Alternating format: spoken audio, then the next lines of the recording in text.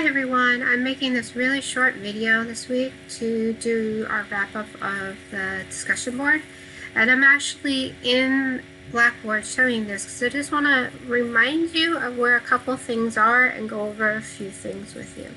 So I've shown you before that you can access the discussion board over here on the side tab or go through the assignments into the weekly folders. So I'm just going to do it this way just to save time. And I'm in the instructor mode here, so it might look slightly different to you. But this is our discussion board from last week. So we have the Egyptian piece here, and I ask you to compare it to the Greek piece here, right? And so just some really obvious things between these two figures, or these two images, I should say, three figures. They're standing in the same position, right? They each have the one leg forward. They're very rigid in how they stand with arms at the side, or the male figures have the arms at the side. The female figure has her arms wrapped around the pharaoh, kind of in a way of showing support. We could divide this figure symmetrically, meaning it's the same on both sides. We can divide this figure symmetrically, it's the same on both sides. This figure is clothed in that he has a loincloth, a headdress, a beard. This does not, but we see this very stylized kind of hair, the braided hair, very similar to how her hair is very stylized. She wears clothing, although it's very sheer, so we can see her body through the clothing. We see there's the bottom of the skirt and the bottom of the tunic top here. This is a darker stone. This is a lighter stone.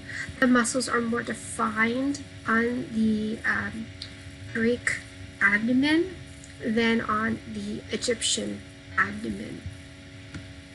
When we look at these two figures, he's slightly taller and more forward than she is, showing that he is more dominant and in a higher position of power over her.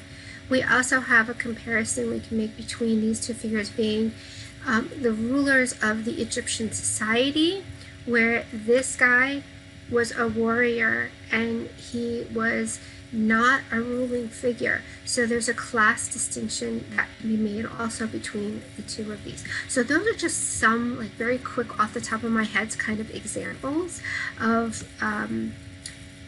ideas that you could go with as how they're similar or different. There's really a lot here in a simple comparison like that. Now what I did is I went into assignments, and from assignments, I'm going to take you back to week 1. So for week 1, I asked that you open the weekly folder. Oops. And I had asked you to watch these two little videos, but then I also said I was supplying you with the PDF file from the Getty Museum. And so let's open these. Because some of you seem to be, let's say, maybe at, not sure what to write in the discussion board when I'm asking for these comparisons. So these are here for you. These have been here all semester. So I have these terms like balance, emphasis, movement, pattern. So you could say movement.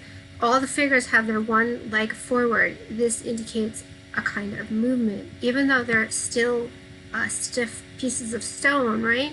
It's still indicating movement. So, you can use all of these terms within your discussion boards, and actually, they'll be better. They'll be much better posts, and you'll see that if you just went back and used a few of these terms, you would be getting better grades on your posts, for those of you that haven't been getting hundreds.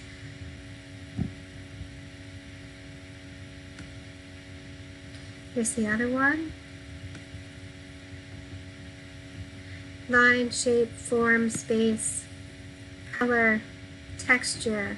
Okay, these are terms that can be used. So we can go back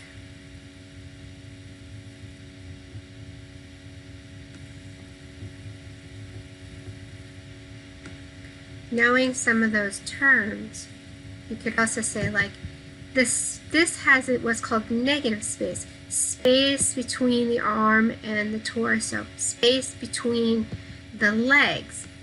This is because this stone is marble. It's a softer stone than this hard stone. So you could actually cut through the stone easier and make this negative space.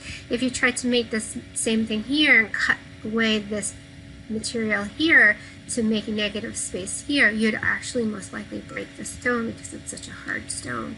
You can see that, you know, the stones have been polished. They have a very smooth texture. It's a little hard to see, but there's more of a bumpy texture back here.